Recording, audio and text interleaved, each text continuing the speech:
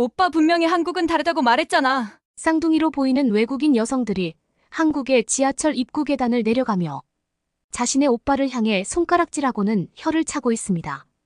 요즘 보기 드문 가족 구성원인 삼남매지만 어째서인지 그러한 삼남매의 옆에는 부모님으로 보이는 어른은 전혀 보이지 않는데요.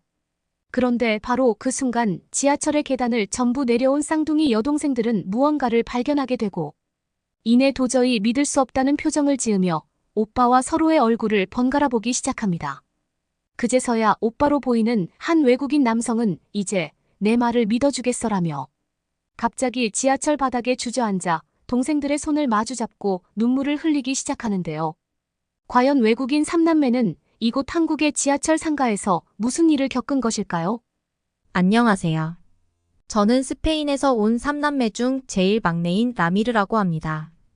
스페인라는 나라와 저의 이름이 조금 생소하실 수는 있지만 저에게는 자랑스러운 한국 이름인 미현이라는 이름도 가지고 있기에 저를 알고 있는 친구들과 사람들은 대부분 저의 스페인 이름보다는 미현이라는 한국의 이름으로 불러주고 있는데요. 저희 가족은 미현이라는 이름을 가진 저뿐만 아니라 석현이라는 이름을 가진 오빠, 그리고 다현이라는 이름을 가진 저희 언니로 이루어져 있습니다. 매우 특이하게도 한국의 끝자리 이름을 통일해 새롭게 한국식 이름을 지은 저희 삼남매는 지금은 아프고 힘든 추억이 있던 나라 스페인을 떠나 한국에서 살고 있는데요. 물론 어린 나이인 20대 초반의 나이로 이루어진 저희 삼남매는 아직은 세상을 잘 모르는 나이이지만 지금 한국이라는 나라를 선택한 것에는 왜 이제서야 한국에 오게 되었을까라는 말을 거의 매일 할 정도로 저희 삼남매는 이곳 한국에서 제2의 인생을 살고 있다고 해도 과언이 아닙니다. 어렸을 때 스페인에서 태어난 저희 삼남매는 각각 1년 차이의 시간을 두고 태어난 매우 특이한 삼남매였습니다.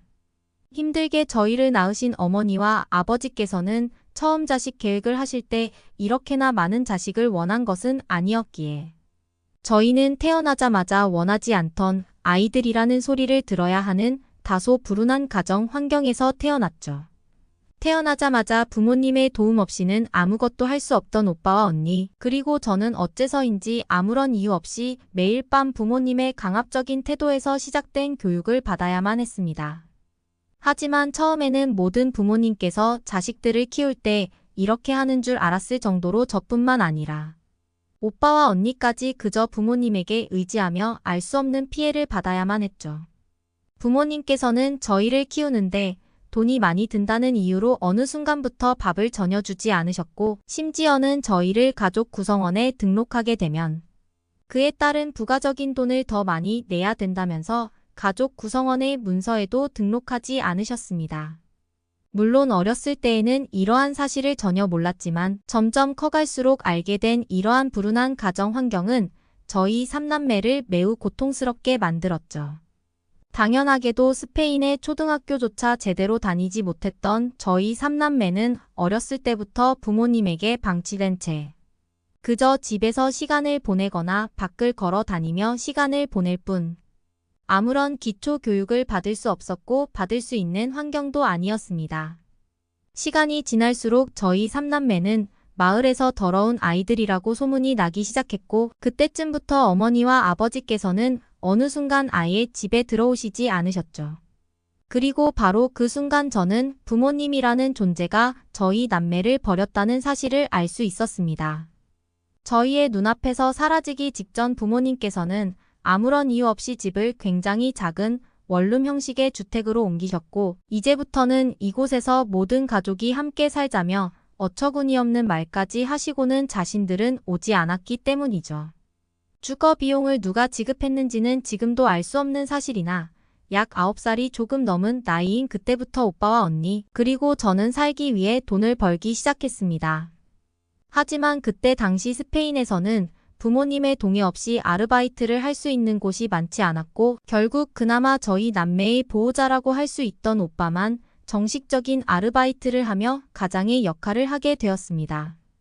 어쩔 수 없이 저와 언니는 그저 길거리에서 쓰레기를 줍거나 인근 봉사단체에서 먹을 것을 받아오는 정도만의 활동을 하며 하루하루 힘겹게 살아가고 있었죠.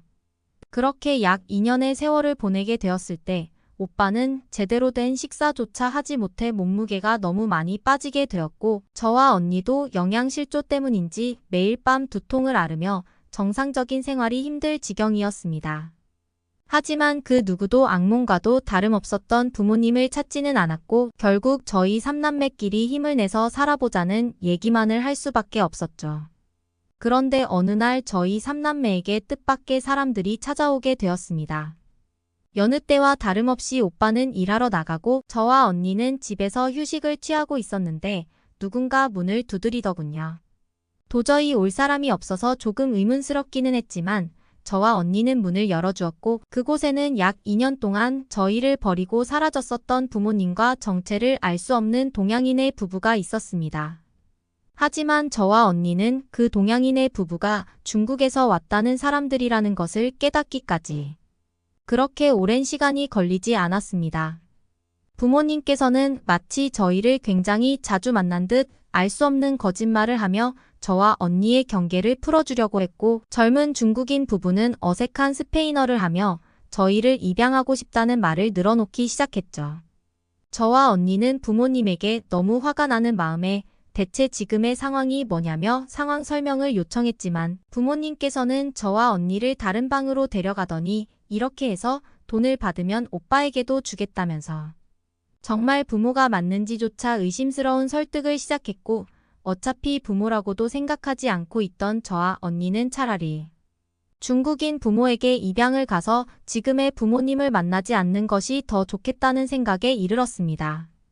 겉으로 봤을 때는 젊은 중국인 부부가 그렇게 나쁘게 보이지만은 않았고 그저 평범한 사람처럼 보였기에 저와 언니는 곧바로 오빠에게 전화를 걸어 상황을 알리고 집으로 와달라고 했죠. 그리고 약 10분이라는 얼마 지나지 않은 시간 오빠가 오게 되었습니다. 그렇게 오빠와 부모님, 그리고 중국인 부부는 꽤 긴 시간의 대화를 나누면서 알 수 없는 고함 소리도 들려왔고 결국 부모님은 방에 있던 저와 언니를 노려보고는 집 밖을 나가시더군요. 그리고 그날부터 저희 삼남매는 그 중국인 부부에게 정식으로 입양될 수 있었습니다. 오빠는 저와 언니에게 돈이 부족한 지금의 상황에서 어쩔 수 없이 입양에 동의할 수밖에 없었다는 말과 함께 그래도 서로 다른 국가의 사람이지만 부모라는 존재가 있는 게 조금이나마 생활에 도움이 될 것이라며 저와 언니를 안아주었죠. 하지만 그날 이후 저희 삼남매는 전보다 더한 지옥 같은 삶을 살게 되었습니다. 스페인의 작은 마을에서 농사일을 하며 지내던 중국인 부부는 오빠와 언니를 밤낮 가리지 않고 농장의 인부로 이용하며 일을 시키기 시작했고 제일 막내였던 저에게는 매일 이른 아침 나가서 길거리에 돈을 받아오라는 명령을 하셨기 때문이죠. 알고 봤더니 그 중국인 부부분들은 농장의 값싼 노동력을 위해 저희 삼남매를 입양했던 것이었고 돈을 받은 진짜 부모님마저 처음 오빠에게 돈을 주겠다는 것을 어기고 그저 도망쳐버리고 말았습니다.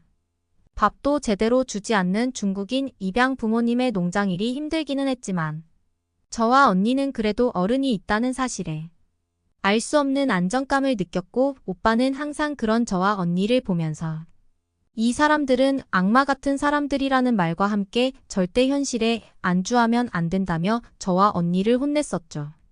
하지만 지금까지 부모의 손길을 제대로 받아보지 못한 저와 언니는 점점 시간이 지날수록 중국인 입양 부모님의 말씀을 따르기 시작했고 그들이 하는 모든 말을 믿기 시작했습니다. 하루는 농장의 힘든 일이 끝나고 같이 밥을 먹을 기회가 있었는데 중국인 입양 어머니께서 저와 언니에게 혹시나 길을 가다가 한국인을 만나게 된다면 그 즉시 도망치라며 알 수 없는 말들을 쏟아내기 시작했죠.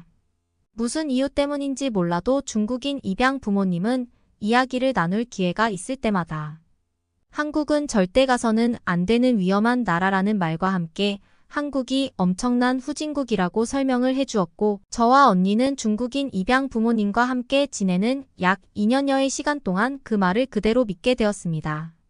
그때 당시에는 그러한 잔소리와 이상한 말을 하는 입양 부모님도 여느 부모님과 다를 것 없는 관심이라고 생각했고 저와 언니는 점점 한국인과 한국에 대한 악감정을 가지기 시작했죠. 하지만 오빠는 그런 저와 언니를 보면서 정신을 차리라는 말을 매일 밤마다 하기 시작했습니다. 오빠는 농장의 일이 끝나고 매일 새벽 다른 일을 하며 돈을 모으고 있다는 말과 함께 조금만 더 돈을 모으면 이 집에서 도망치자며 저와 언니를 설득하더군요. 하지만 언니와 저는 완전히 그 중국인 입양 부모님의 말씀에 설득되어 버린 것인지 그때 당시에는 그저 집에서 도망치자는 오빠의 말을 수긍하기가 힘들었습니다. 그런데 어느 날 집에 아무도 없던 시간, 오빠가 처음 보는 여자와 함께 집에 있던 저와 언니를 찾아왔습니다. 그리고 놀랍게도 그 여자는 오빠의 여자친구인 한국인 언니분이셨죠. 계속해서 중국인 입양 부모님에게 한국인과 한국에 대해 좋지 않은 소리를 들어왔던 제 언니는 너무 놀라 오빠의 한국인 여자친구를 피하려고 했지만 오빠의 한국인 여자친구분께서는 저와 언니에게 한국은 전혀 그런 나라가 아니라며 그 중국인 부부가 잘못되었다는 사실들을 알려주기 시작했습니다.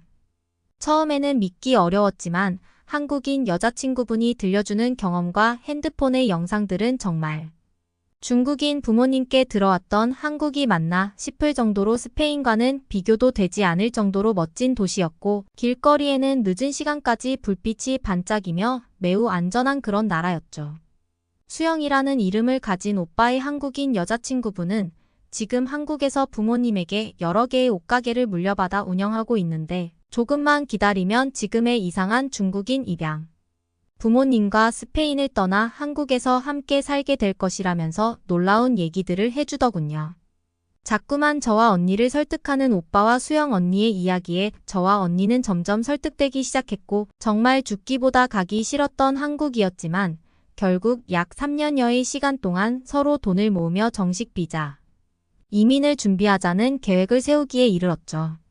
그때 당시 3년이 지나면 오빠는 19세가 넘는 나이가 되는 것이었고 저와 언니도 조금 더 성숙할 수 있는 시기였기에 저와 언니는 그저 오빠와 수영 언니가 시키는 대로 매일 밤 농장 일이 끝나면 힘든 몸을 이끌고 다른 가게에 아르바이트를 하며 오빠와 똑같이 돈을 모아나가기 시작했습니다.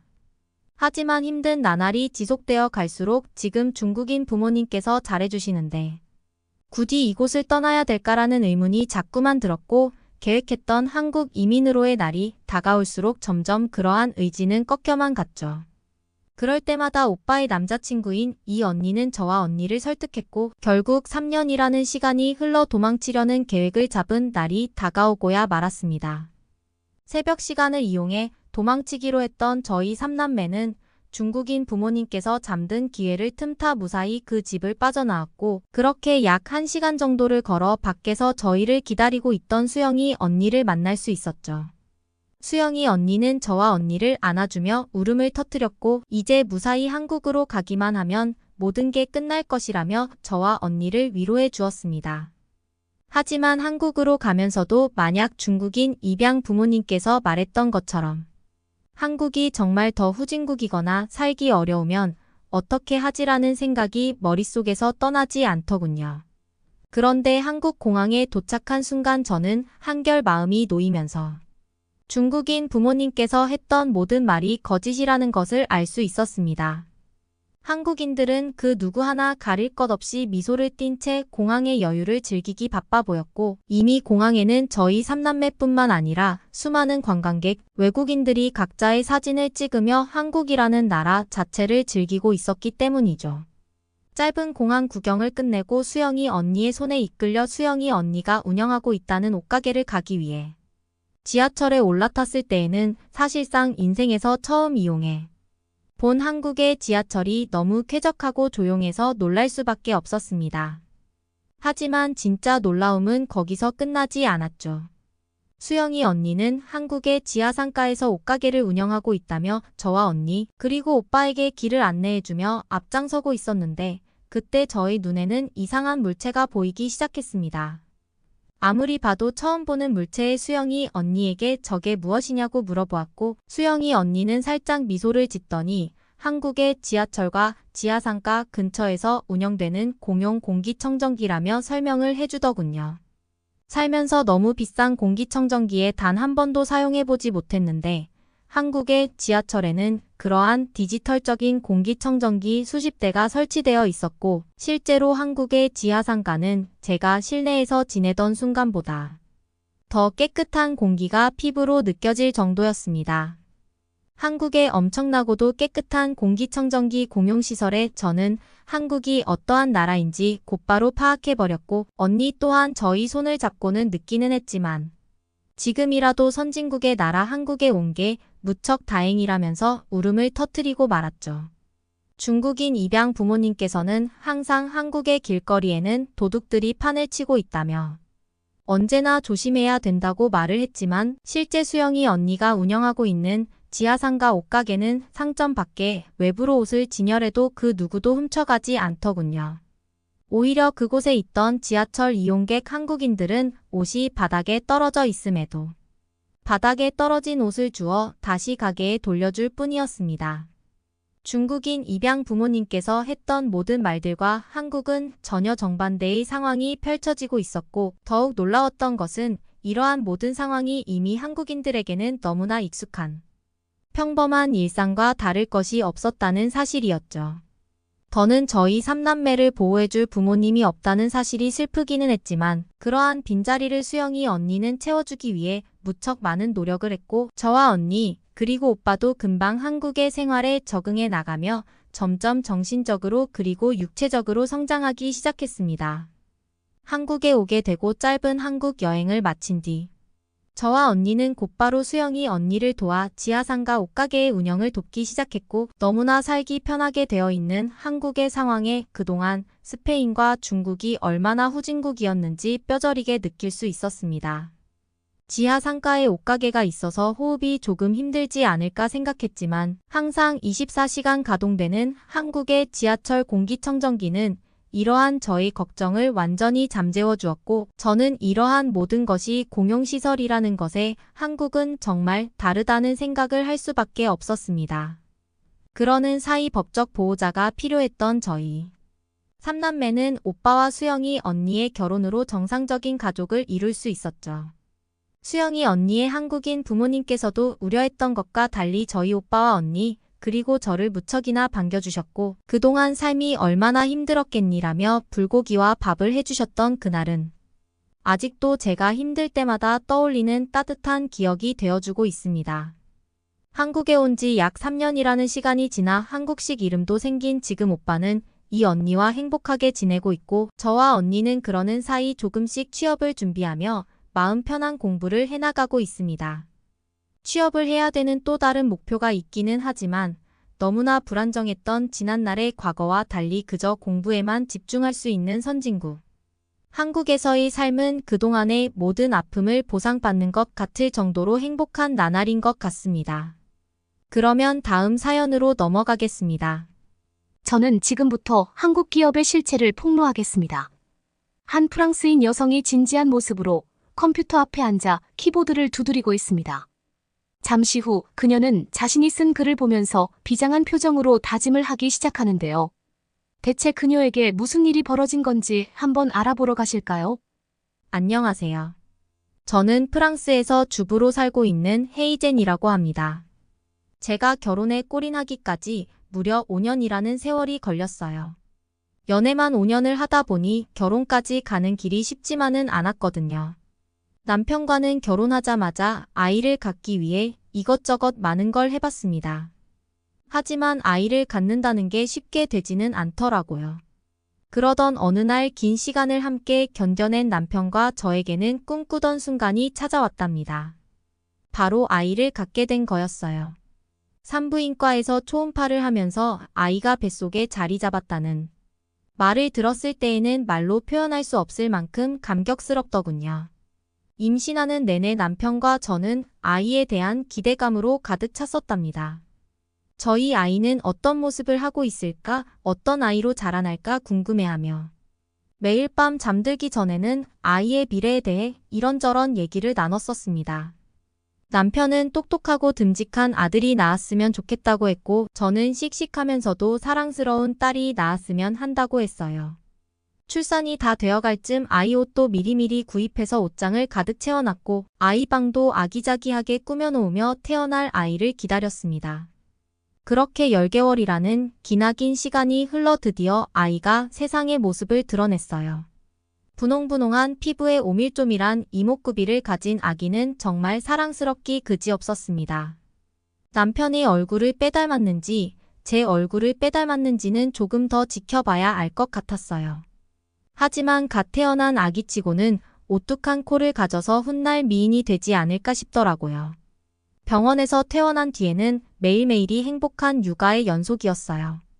바쁘다 보니 힘들 때도 있었지만 아이의 사랑스러운 웃음소리에 피로가 싹 달아나곤 했습니다. 그런데 좀 지나고 나서부터 아이에게서 이상한 점들이 발견되기 시작했어요. 그때만 해도 육아 초보였던 저는 그저 지나가는 증상쯤으로 여겼었답니다. 별일이 있을까 싶었거든요. 하지만 그 증상은 점점 심해지는 걸 볼 수 있었어요. 모유를 먹이면 자주 토하는가 하면 아무리 먹여도 배가 차지 않는 듯 칭얼거리곤 했거든요. 기저귀를 갈 때마다 매번 묽은 변을 쏟아내서 깜짝 놀랄 정도였습니다. 처음에는 그냥 신생아들에겐 흔한 일이려니 했는데 아이의 증상이 날이 갈수록 심해졌어요. 이제는 모유만 갖다 대면 먹지는 않고 울기 바쁘더라고요. 너무나 걱정되는 마음에 저는 유명하다는 병원은 죄다 찾아다니면서 소아기내과와 소아청소년과 할 것 없이 아이를 데리고 다니면서 검사를 시켰어요. 아이의 검사 결과를 기다리는 데는 한 달도 좋게 넘게 걸리더군요. 하지만 한 달이 걸려서 결과가 나오면 다행이었어요. 왜냐하면 그렇게 기다려서 결과를 들으러 가면 어떤 병원이든 아이의 뚜렷한 병명을 찾지 못했거든요. 의사들은 마치 짠 듯이 입을 모아 아직 어려서 적응하는 과정일 거라며 시간이 해결해 줄 거라고 했습니다. 하지만 시간이 흐를수록 제 불안감만 커져갔어요. 이러다간 아이의 영양 상태가 나빠질 게 눈에 선했거든요. 병원을 전전하느라 집안 살림은 엉망이 되어버렸고 남편과도 매번 싸우기 바빴어요. 어느 날 제 얼굴을 보려고 화장실 거울을 보는데 매일 밤 우는 아이를 달래느라 잠을 못 자 다크서클은 턱 밑까지 와 있었습니다. 그때 정말 얼마나 충격적이었는지 몰라요. 아이는 상태가 더 안 좋아져 포동포동해야 할 볼이 점점 오목하게 파이기 시작했어요. 쏙 들어간 눈에 헬스케진 얼굴을 볼 때마다 가슴이 미어졌습니다. 이러다간 안 되겠다 싶었어요. 정말 답답해 마음을 털어놓을 곳이 필요했거든요. 그래서 찾아간 곳은 절친한 친구 이니스의 집이었습니다. 그 애는 저희 사정을 다 알고 있었거든요. 이니스는 울먹이는 저를 꼭 껴안아주며 얼마나 힘들었냐고 위로해줬어요. 그때 얼마나 한없이 고마웠는지 모른답니다. 그 애는 프랑스의 병원들이 얼마나 비싼지, 얼마나 많은 돈을 쓰며 병원을 다녔을지 걱정해 주더라고요. 제 이야기를 계속 들어주던 이니스는 곰곰이 생각하더니 문득 생각지도 못한 제안을 해주는 거 아니겠어요. 프랑스에서 병명조차 알 수 없다면 차라리 해외 병원으로 눈을 돌려보는 건 어떻겠냐고 말이에요. 저는 순간 의아했습니다. 저는 당연히 의료 쪽으로는 프랑스가 최고라고 생각했었거든요. 설령 해외로 간다 해도 어느 나라에 어떤 병원을 가야 할지 갈피를 잡을 수가 없었습니다. 그런 제 눈치를 읽었는지 이니스가 조심스레 입을 열었어요. 한국 병원은 어때? 한국이요? 머릿속에 물음표가 가득 떠올랐어요. 프랑스를 제외한 의료 선진국이라면 유럽이나 일본이 먼저 떠오르는데 왜 하필 한국 병원을 추천하는 건지 이해할 수 없었거든요. 이니스는 자기 남동생이 한국에서 백혈병 투병을 했었다고 하더라고요. 당시 남동생의 상태가 위험할 수 있었는데 한국 병원에서 치료를 받고 기적적으로 완치 판정을 받았다는 거예요. 남동생은 한국에서 빠른 검사 시스템 덕분에 병을 조기에 발견할 수 있었고 빠른 진료로 치료 시기를 놓치지 않았다고 했어요. 그때 당시 이니스도 검사 결과가 프랑스보다 훨씬 빠르게 나오니 정확성이 떨어지지 않을까 걱정했는데 오히려 의료진의 실력이 출중해서 안심이 되었다고 하더라고요. 무엇보다 병원비가 프랑스의 반값보다 더 저렴해서 경제적 부담도 덜었다는 말에 귀가 쫑긋해졌습니다. 솔직히 소중한 저희 아이이지만 매번 다른 병원에서 새로운 검사를 받을 때 나오는 비용을 쉽게 댈 수는 없었거든요. 거기다 이니스는 한국 병원의 입원실도 쾌적하고 간호사들도 친절해서 입원 생활이 편했다고 알려줬어요. 과장 좀 보태서 마치 호텔에 온 것 같은 기분이 들 정도로 서비스가 훌륭하다고 하더라고요. 그 말을 듣고 보니 점점 희망이 생기는 것 같았어요. 더 늦기 전에 한국에 가서 아예 치료를 받아야겠다고 생각이 들었습니다.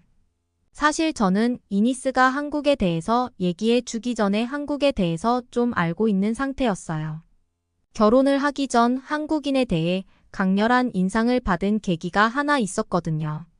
사실 그 전부터는 한국에 대해서 전혀 모르고 있었는데 그 일이 있고 난 이후로는 한국에 대한 제 인식이 완전히 바뀌는 계기가 되었습니다. 그땐 프랑스 국적을 가진 글로벌 항공사에서 일하고 있었어요.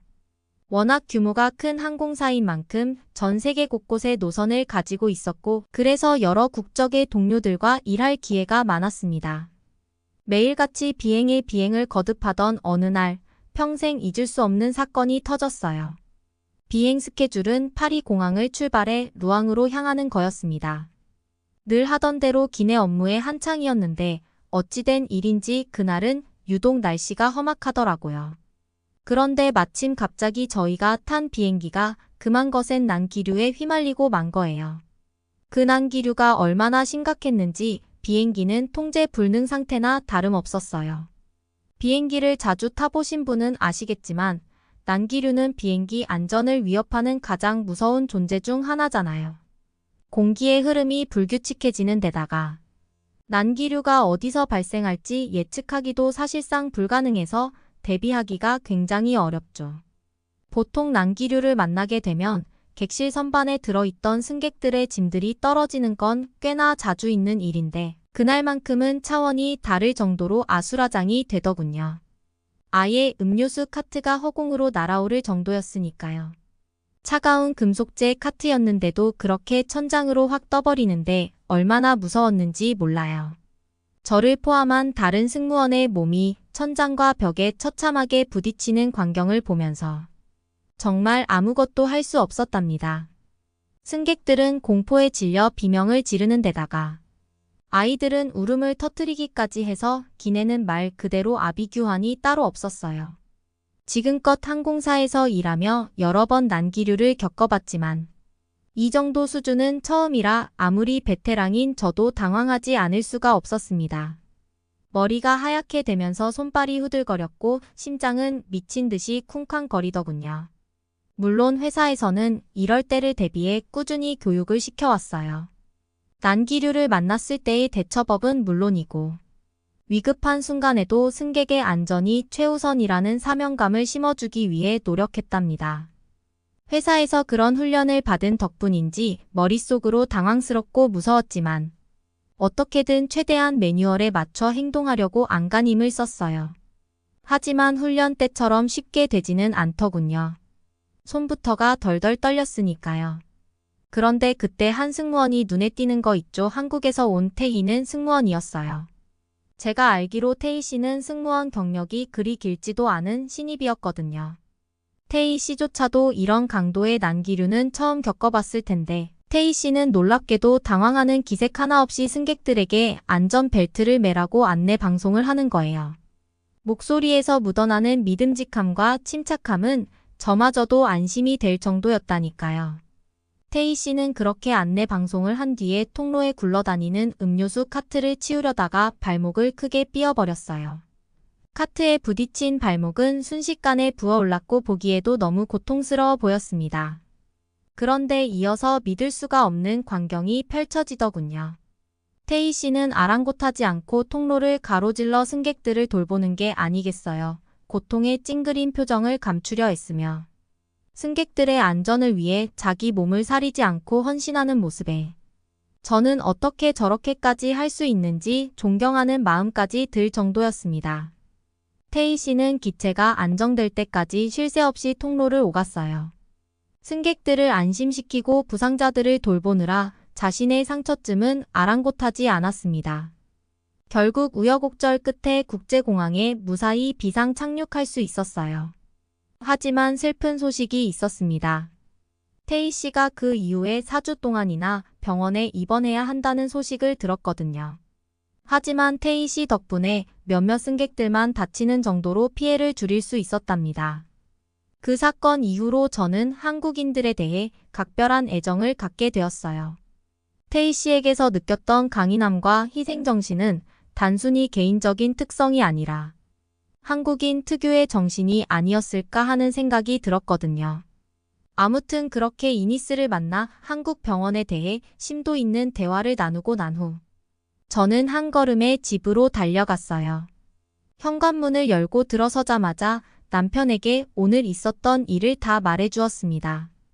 이어서 저는 한국에서 아이를 치료하면 어떨까 하고 살며시 제안을 했어요.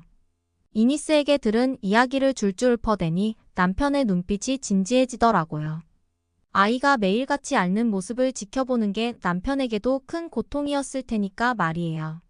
저조차도 아이의 작은 신음소리에 가슴이 미어지는데 남편 입장에서도 병원을 전전하며 좋아지지 않는 아이의 상태에 속이 타들어가고 있었을 거예요. 잠시 고민하던 남편은 이내 고개를 끄덕였어요. 지푸라기라도 잡는 심정으로 해볼 수 있는 건 다 해봐야 한다며 한국행을 결정했습니다. 남편의 직업이 개발자라서 정말 다행이라고 생각했어요. 어디서 일하든 노트북만 있으면 일하는데 큰 문제가 없으니까요. 다행히 남편이 회사의 사정을 말씀드리며 퇴사를 통보하자 대표님은 흔쾌히 배려해 주시면서 아이의 쾌유를 빌어주셨다고 하더군요. 떠나기 전 할 일이 태산이었지만 아이의 건강을 되찾는 게 우선이라는 일념으로 밤낮 없이 뛰어다녔어요. 짐을 싸고 서류를 준비하고 비행기표를 구하느라 정신이 없었습니다. 하루가 48시간이었으면 좋겠다고 생각할 정도로 눈코 뜰 새 없이 바빴답니다. 그렇게 정신없는 나날들을 보낸 끝에 드디어 한국행 비행기에 몸을 실었어요. 우여곡절 끝에 인천공항에 도착해 입국 심사를 받는 동안 제발 한국에서는 아이의 병이 무엇인지 발견돼서 치료를 했으면 좋겠다고 얼마나 기도했는지 몰라요.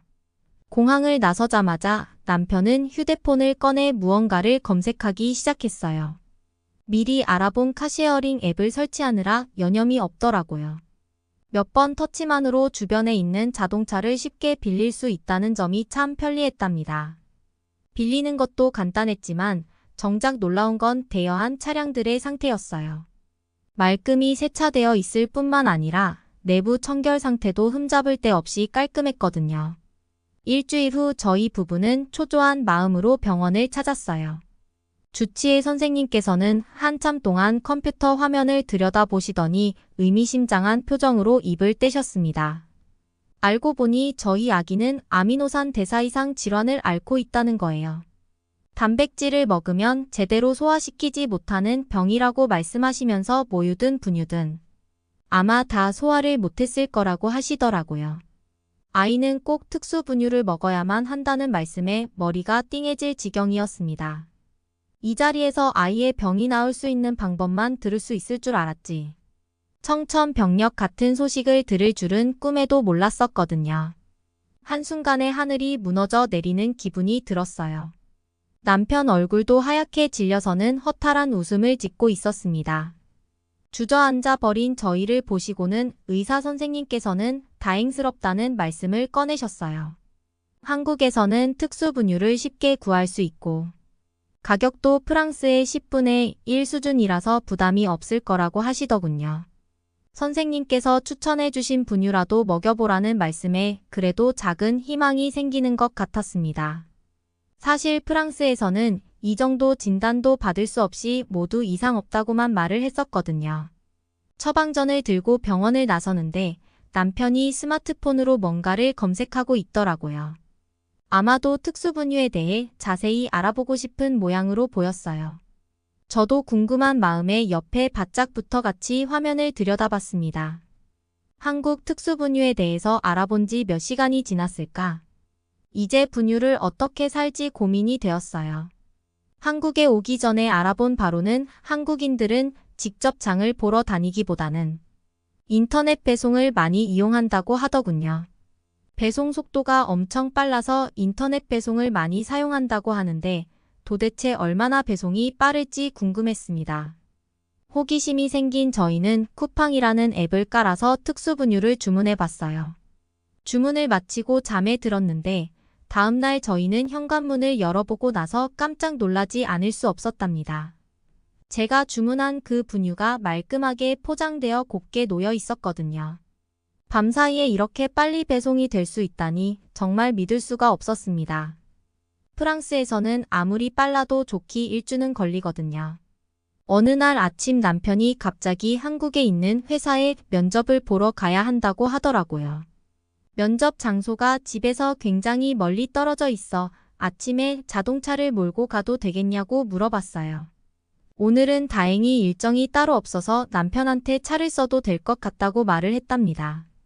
남편이 차를 타고 이미 면접을 간 상태였는데 저는 달력을 보고 당황할 수밖에 없었습니다. 하필 오늘이 아이를 데리고 병원에 가기로 한 날이었거든요. 병원이 꽤 멀리 있어서 차로 갔어야 했었지만 이미 남편이 차를 끌고 나간 상태여서 어쩔 수 없었어요. 어떻게 해야 되나 고민하던 찰나 문득 전에 읽었던 어떤 기사가 떠올랐습니다. 프랑스에 있을 때 읽었던 기사였는데 그 기사는 어떤 한 외국인 기자가 일주일 동안 한국 지하철만 타보고는 세계 최고의 지하철이라고 극찬했다는 내용이었어요. 사실 그때는 지하철인데 다 비슷하지 않을까 싶어서 별 감흥이 없었거든요. 기자가 한국을 좋아하는 나머지 과장해서 쓴 게 아닐까 하는 생각도 들었고요. 하지만 마침 한국인이 직접 타봐야겠다고 생각이 들었습니다. 저는 애를 데리고 지하철역을 타자마자 생각이 180도 달라졌어요. 일단 역사 내부가 너무 깨끗한 거예요. 바닥은 물론 구석구석이 먼지 하나 없이 반짝거렸습니다. 파리 지하철과는 비교도 안 될 정도로 말이에요. 그리고 한국말을 잘 모르는 제게 너무 고마운 점이 있었는데 바로 지하철 매표기에 외국어 선택 버튼이 있는 거 아니겠어요? 그 덕분에 큰 어려움 없이 영어로 표를 살 수 있었습니다. 저처럼 방향 감각이 없는 사람도 헤매지 않고 찾아갈 수 있게 여관에 안내 표지판이 잘 되어 있더라고요. 한글뿐 아니라 영어와 일본어 그리고 중국어로도 쓰여 있었고 그림으로도 표시되어 있어서 누구라도 쉽게 길을 찾을 수 있게 배려한 게 인상 깊더군요. 그리고 또 하나 스크린 도어가 설치되어 있어서 정말 마음에 들었어요. 저희 아기가 몸이 약해서 먼지 때문에 숨쉬기가 힘들까봐 걱정이 많았거든요. 하지만 스크린 도어 덕분에 승강장 공기가 맑고 쾌적해서 안심하고 탈 수 있었습니다. 그리고 마지막으로 이 모든 걸 뛰어넘는 장점이 있더군요. 바로 한국 지하철에서 만난 사람들의 놀라운 배려심이었습니다. 그날도 사람이 많아서 지하철에 빈자리가 없었어요. 아기를 안고 서 있자니 다리가 금세 아파오더군요. 그래서 어쩔 수 없이 열차 입구 쪽에 기대어 서 있었습니다. 그쪽에 사람 그림이 그려져 있었는데 그 그림으로 미루어 봤을 때 아이를 데리고 있는 보호자도 앉을 수 있는 자리로 보이더군요. 하지만 자리에는 할머니와 할아버지들이 전부 앉아 계셨기 때문에 제가 앉을 수 있는 자리는 없었습니다. 아이도 힘들었는지 칭얼거리기 시작하더군요. 그런데 그때 바로 앞에 앉아 계시던 할아버지께서 갑자기 자리에서 일어나시는 거 아니겠어요? 깜짝 놀라서 저도 모르게 뒷걸음질을 쳤습니다. 아이가 울부짖어 할아버지가 저한테 뭐라고 하시는 줄 알았거든요. 그 순간 할아버지께서 저한테 뭐라고 말씀하시는 거예요? 한국말을 잘 몰라서 정확히 알아듣진 못했지만 손짓 발짓을 본인 뜻을 바로 알아들을 수 있었어요. 아기 엄마가 힘들어 보이니 자기 자리에 앉으라는 거였습니다. 저는 살짝 민망해서 괜찮아요? 라며 고개를 저었는데 할아버지는 자기도 괜찮다며 계속 앉으라고 말씀하시더라고요. 옆에 계시던 할머니까지 합세해서 앉으라고 하시는 바람에 더는 사양할 수가 없었답니다. 그렇게 아기를 안고 자리에 앉았는데 옆자리에 할머니께서 저희 아이랑 놀아주시기 시작했어요. 할머니의 다정한 미소에 절로 마음이 편해지더라고요. 덕분에 병원에 도착할 때까지 편하게 앉아서 갈 수 있었답니다. 내릴 때 몇 번이고 감사하다고 인사를 드렸더니 할아버지 할머니께서는 괜찮다며 오히려 환하게 웃어주시더라고요. 아기와 저를 배웅해 주시던 그 모습이 잊혀지지 않았답니다. 이게 바로 한국인들의 따뜻한 정이구나 하는 생각이 들었어요. 모르는 사람한테도 기꺼이 자리를 내주고 아이를 돌봐주시는 모습에서 감동을 받았습니다. 한국에 와서 정말 잘한 것 같다는 생각이 또 드는 순간이었어요. 마음이 따뜻해진 채로 지하철에서 내렸습니다. 한국 지하철이 너무 잘 되어 있어서 생각한 것보다 훨씬 빨리 병원에 도착할 수 있었답니다.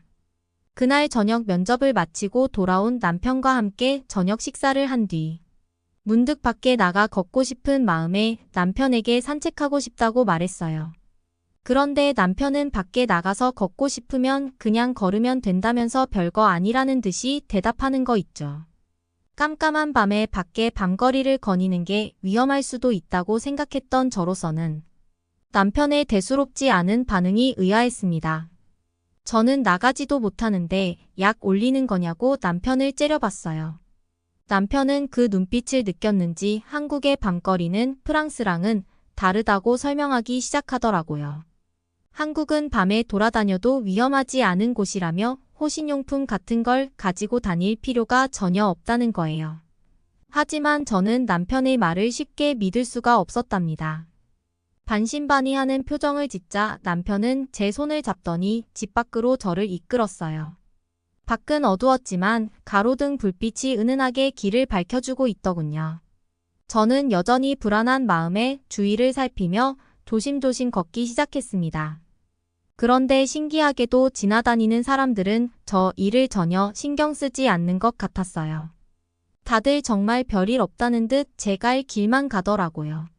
게다가 밤인데도 생각보다 많은 사람이 거리를 돌아다니고 있었습니다. 심지어는 여자 혼자 다니는 모습도 심심찮게 보였답니다. 이 광경을 보며 낮에 지하철에서 겪었던 일이 떠올라 남편에게 들려줬어요. 남편은 제 얘기를 듣더니 신기하다는 반응을 보이며 다음에는 같이 지하철을 타보자고 제안했습니다. 저희는 그렇게 밤거리를 걸으며 한국 생활에 대한 소감을 나누기 시작했고, 결국 저희 둘 다 한국행을 잘 선택했다는 결론을 지었어요. 희귀병을 앓는 아이에게 좋은 치료를 받게 해줄 수 있고 무엇보다 치안 걱정 없이 살 수 있으니까요. 앞으로 한국에서 정착하는 것까지 고민하게 됐답니다. 이 고마운 나라를 위해 앞으로 제가 할 수 있는 일을 계속 고민해 봐야겠다고 생각했답니다. 그래서 그러는데 이번에는 한국 명소와 맛집에 대해서 글을 쓸까 하는데 혹시 저희 같은 외국인이 꼭 알았으면 하는 명소나 맛집 같은 곳이 있을까요? 아니, 이거 생각보다 너무 비교되잖아. 한국이랑 중국은 가까운 나라인데 어떻게 이렇게나 다른 거지? 여기 독일 출신의 여성이 한국에 막 도착을 했네요. 그녀는 잠시 후 한국 곳곳의 모습을 둘러보더니 굉장히 놀라워하는 모습인데요. 과연 그녀가 어떤 장면들을 봤길래 이렇게 놀라워하는지 한번 알아보러 가실까요? 안녕하세요. 저는 독일에서 살고 있는 데미아라고 합니다. 저는 사람들에게 맛있는 요리를 만들어주는 요리사로 일하고 있는데요. 최근에는 아시아에 있는 음식들에 관심이 생기더라고요. 그래서 저는 각 나라마다 맛집으로 유명한 식당들에 직접 가서 음식들을 먹는 식으로 여행을 하고 있답니다. 가장 최근에는 중국에 먼저 방문했다가 한국을 다녀왔는데 이때 한국에서 경험한 것들이 제겐 잊지 못할 기억이 되어서 이렇게 컴퓨터 앞에 앉았어요. 사실 한국에 도착했을 때 저는 겁에 많이 질려 있는 상태였어요. 중국에서 경험한 것들이 제겐 너무나 충격적이었거든요. 길거리를 거닐 때 길을 건너는 것조차 정말 무서울 정도로요. 그게 뭐가 무섭냐고 생각하시겠죠? 중국에서는 길을 건너려고 하면 이상하게 길가에 신호등 같은 게 거의 없다 보니 차가 멈추질 않아요. 무조건 차가 우선인 거죠. 그래서 길을 한번 건너려고 하면 마치 제가 어린아이가 된 것처럼 손을 들면서 제가 여기에 있다는 걸 차들에게 알려주면서 가야지 겨우 차를 멈출까 말까 하는 상황이었어요. 대부분이 제가 손을 들더라도 속도를 줄이지 않은 채 쌩 지나가기 일쑤였고요. 근데 중국 사람들은 아무렇지 않게 그렇게 쌩쌩 다니는 차들 사이를 여기저기 잘 피해서 다니더라고요. 어떻게 보면 정말 놀랍더라고요. 저런 말도 안 되는 환경에 완벽하게 적응을 한 거니까요. 길을 건너는 게 하도 무서웠던 저는 그래도 신호등이 있는 곳은 괜찮겠지 싶어서 신호등이 있는 곳을 간신히 찾아냈어요. 그래서 일부러 거기에서 길을 건너기도 했죠.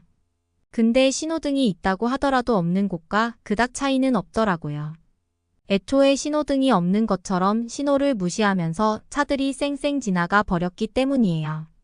이 정도면 정말 중국에서 길을 건너는 행위 자체가 서바이벌이 아닌가 싶은 생각이 들었을 정도였어요. 대체 어떻게 해야지 다른 중국 사람들처럼 차를 잘 피해갈 수 있을까 하는 생각밖에 들지 않았답니다. 그리고 중국 사람들이 운전을 정말 격하게 하더라고요. 자동차나 오토바이가 도로 위를 달리는 걸 흔하게 볼 수 있는데 옆에서 그 장면을 보고 있으면 운전하는 사람들이 질주하듯이 속도를 정말 빠르게 내고 위험하게 사람들을 이리저리 피해가면서 운전하는 거 있죠. 아니, 중국은 속도 제한이 없는 나라인가요? 심지어는 사람이 건널 수 있는 초록불이 켜져 있어서 길을 건너려고 했는데 사람이 이때 건너는 건 애초에 문제가 안 되잖아요.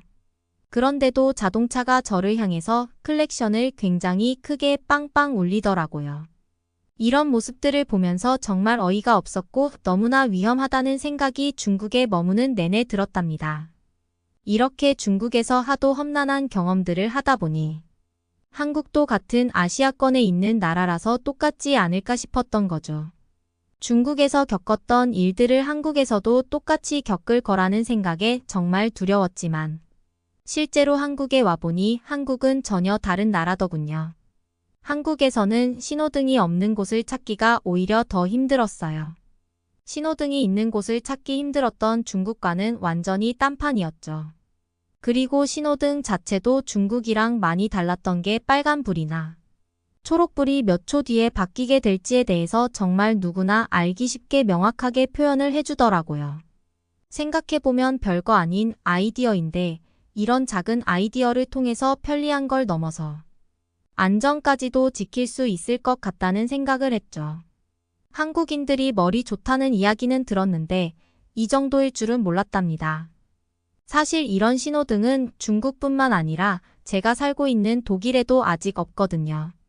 한 번은 한국에서 굉장히 넓은 도로의 반대편으로 건너가야 하는 상황이 있었어요.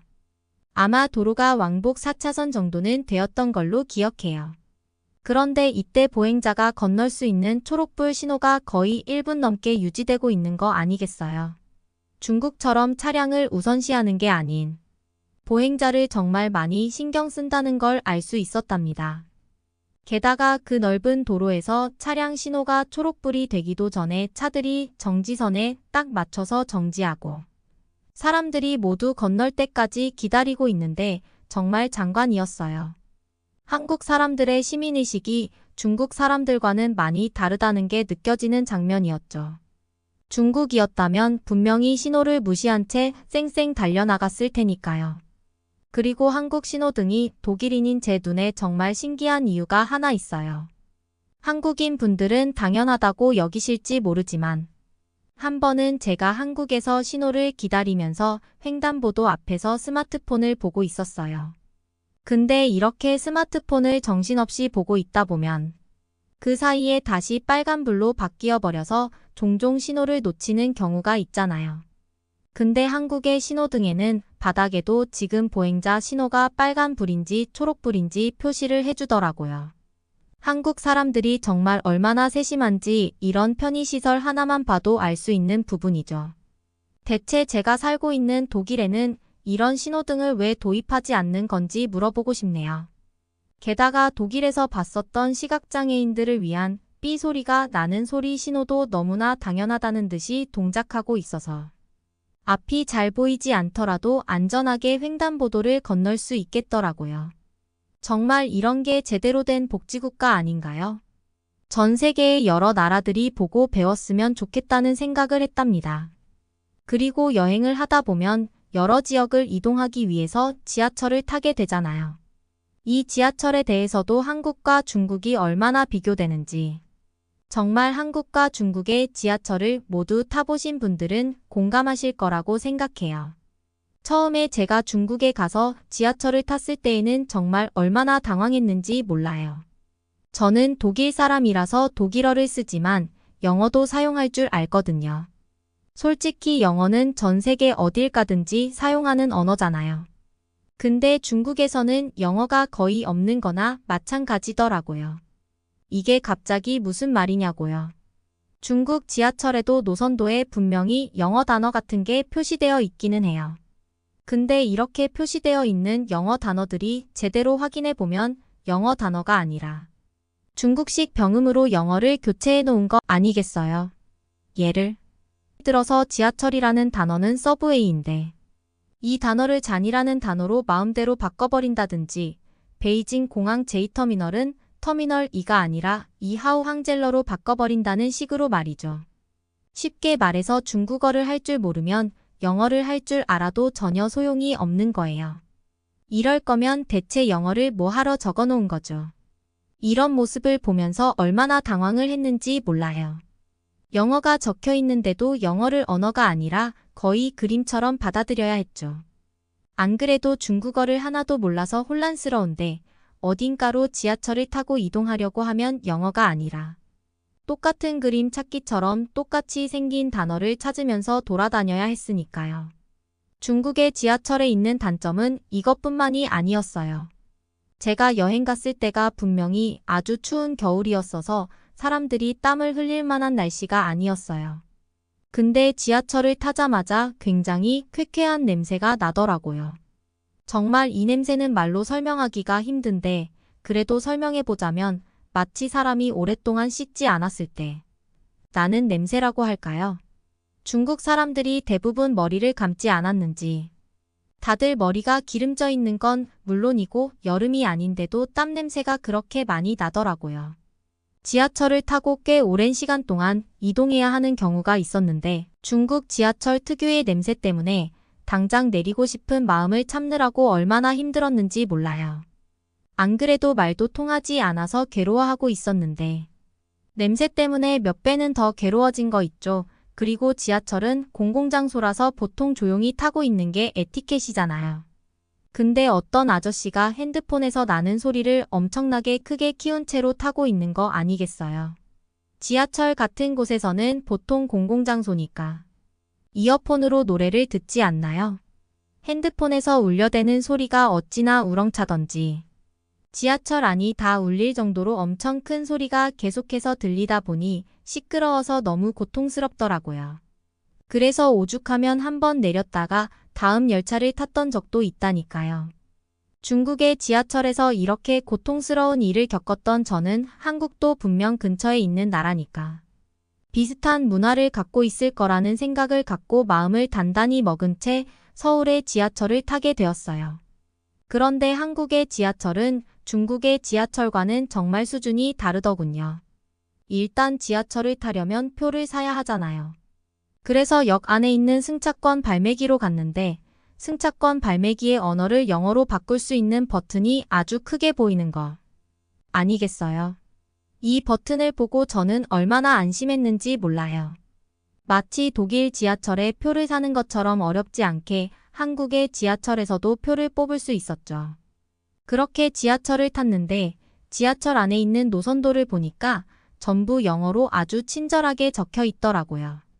중국의 지하철에서처럼 중국어를 알아야지만 읽을 수 있는 그림 같은 엉터리 영어가 아닌 저처럼 영어를 사용하는 사람이 제대로 읽을 수 있는 영어였죠. 정말 반가웠답니다.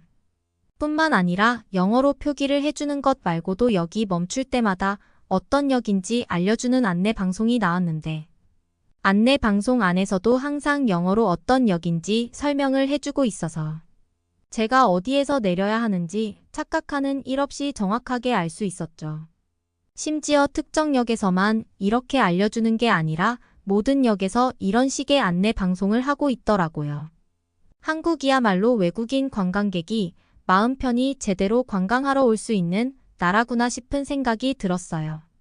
그리고 한국 사람들은 다들 좋은 향수를 뿌리고 다니나요? 중국이랑은 다르게 한국에서는 다들 좋은 향수를 뿌리고 다니는 건지 모르겠지만 좋은 향이 나기도 하고 냄새가 나지 않다 보니 정말 쾌적하게 이동할 수 있었답니다. 사람들이 잘 씻고 다니는 건 말할 것도 없고요. 게다가 제가 해외여행을 다니다 보니 캐리어를 큰 걸 들고 다니거든요. 그래서 짐이 많으니 서 있을 때 힘들어 했었는데 이런 제 모습을 본 어떤 한국인 남성분이 저보고 앉으라면서 자리를 양보해 주시는 거 있죠. 정말 그땐 얼마나 설레었는지 몰라요. 제가 외국인인데도 불구하고 한국인 남성분께 배려를 받고 있다는 따뜻한 느낌을 받을 수 있었죠. 그리고 제가 아까 중국 지하철에서는 어떤 아저씨가 지하철이 다 울릴 정도로 시끄럽게 노랫소리를 틀어대는 바람에 엄청 힘들었다고 했었잖아요. 반면에 한국의 지하철 내부는 엄청나게 조용하더라고요. 모두들 하나같이 이어폰을 착용한 채로 조용히 이동하는 분위기였고 대화를 하더라도 작은 소리로 소근거리면서 대화하는 모습을 보면서 한국 사람들은 중국 사람들과는 다르게 다른 사람에게 피해를 주지 않으려고 하는 선진적인 시민의식이 몸에 배어 있다는 걸 바로 느낄 수 있었어요. 이런 걸 보면 한국인들이 매너가 참 좋더라고요. 그렇게 저는 지하철을 타고 한국의 한정식을 파는 아주 유명한 맛집으로 갔어요. 이 식당은 한국의 건축미를 잘 살린 게 굉장히 인상적이더라고요. 제가 식당에 들어가자 종업원들이 환하게 웃으면서 저를 맞이해줬고 유창하게 영어로 몇 명이서 왔냐고 제게 물어보면서 자리를 안내해 주더라고요. 한국인들이 이렇게 영어를 잘했었나요? 분명히 제가 중국에 있었을 때 사람들이 영어를 사용해서 제게 말을 거는 경우는 한 번도 못 봤거든요. 만약 영어로 제가 길이라도 물어보려고 하면 거의 들은 척도 하지 않으면서 저를 무시했고 휙 지나가 버리는 거 아니겠어요? 결국 제가 번역기를 겨우 돌려서 중국어로 어렵게 물어본다고 하더라도 떨떠름한 표정으로 제게 대답해 주면서 사람을 되게 민망하게 만들더라고요. 그런데 한국에서는 평범한 종업원도 이렇게 유창한 영어로 제게 친절하게 말을 건네오니 놀라지 않을 수 없었죠. 게다가 한국 사람들은 식당 종업원이 아니더라도 그냥 길거리에서 길을 물어보면 영어로 정말 친절하게 설명해 주더라고요. 대체 한국인들은 몇 개 국어를 할 수 있는 건지 궁금할 정도라니까요. 한국인들이 똑똑하다는 얘기를 듣기는 했는데 이 정도일 줄은 몰랐죠. 정말 대단하고 멋있다고 생각했답니다. 그렇게 한정식 메뉴 중에 가장 인기 있다는 메뉴들을 시켰는데 제가 주문한 음식들 말고도 셀 수 없이 많은 음식들이 나오는 거 아니겠어요? 단순히 양만 많은 게 아니었어요. 맛 자체도 정말 깔끔하다는 생각이 들 정도로 군더더기 없이 맛있었고 밑간도 너무 짜거나 달지도 않다 보니 계속해서 먹게 되더라고요. 이렇게 그릇을 깨끗하게 비워본 게 얼마만인지 한국 음식은 정말 최고였어요. 중국에서 음식을 먹을 때에는 정말 제게는 충격 그 자체였거든요. 우선 음식 자체가 제 입맛에는 잘 맞지 않았어요. 제가 아무래도 요리사라는 직업을 갖고 있다 보니 가급적 편견 없이 다양한 음식의 맛을 보려고 노력하는 편인데도 이상하게 중국에서는 제가 먹기 거북한 재료들로 음식을 만들다 보니 보기만 해도 먹기가 싫어지더라고요.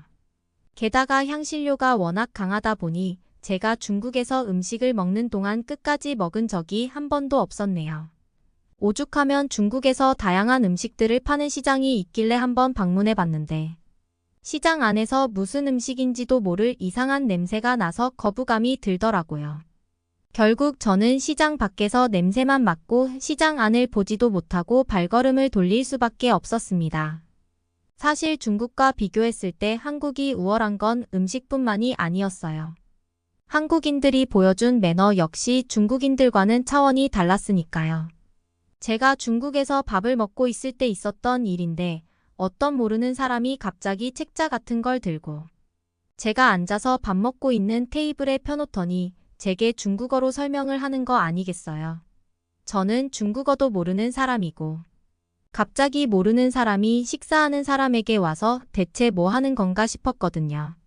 눈치껏 어떤 상황인지 확인해 보니까 자기가 판매하고 있는 제품을 사라고 제게 광고를 하고 있는 거였더라고요. 그때 얼마나 당황했는지 몰라요. 밥을 먹고 있던 도중이라 얼른 식사를 마치고 싶어서 번역기 앱으로 저는 구매하지 않을 거고 다른 곳으로 가달라고 정중하게 부탁했단 말이죠. 그렇게 제가 반응을 한번 해주니까 말이 더 빨라지면서 물건까지 내놓으면서 대놓고 물건 판매를 하는 거 있죠. 제가 주문해서 나온 음식들은 전부 식어가고 있었고 정말 저는 머리 끝까지 화가 났어요. 하는 수 없이 뭐라도 사줘야 다른 곳으로 쫓아낼 수 있을 것 같아서 가장 싼 물건을 구매했죠. 그제서야 자기가 가져온 물건들을 전부 챙겨서 다른 테이블로 가서 똑같이 물건을 팔고 있더라고요. 심지어 그렇게 잡상인이 떠나자 저 멀리서 어떤 아이들이 둘이서 엄청 시끄럽게 소리를 지르고 있는 거 아니겠어요? 둘이 형제처럼 보였는데 치고받고 소리 지르면서 싸우고 있더라고요. 보통 식당에서 아이들이 이렇게 싸우면 부모님이 그만 싸우라면서 말리고 혼내지 않나요?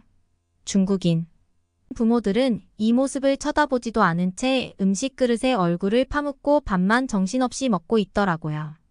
저는 중국인들의 이런 인성에 너무나 화가 났고 남은 음식을 내팽개친 채로 식당 밖으로 자리를 박차고 나갔답니다.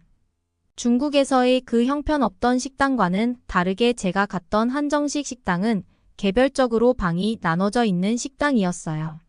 그래서 그랬는지 몰라도 제가 필요한 게 있어서 종업원을 불렀을 때 빼고는 아무도 들어오지 않았죠. 다른 방에서도 조용조용히 대화를 하면서 식사를 하는 분위기였어요. 이런 편안한 분위기 덕분에 맛있는 한국 음식들을 따뜻할 때 맛을 음미하면서 먹을 수 있었답니다.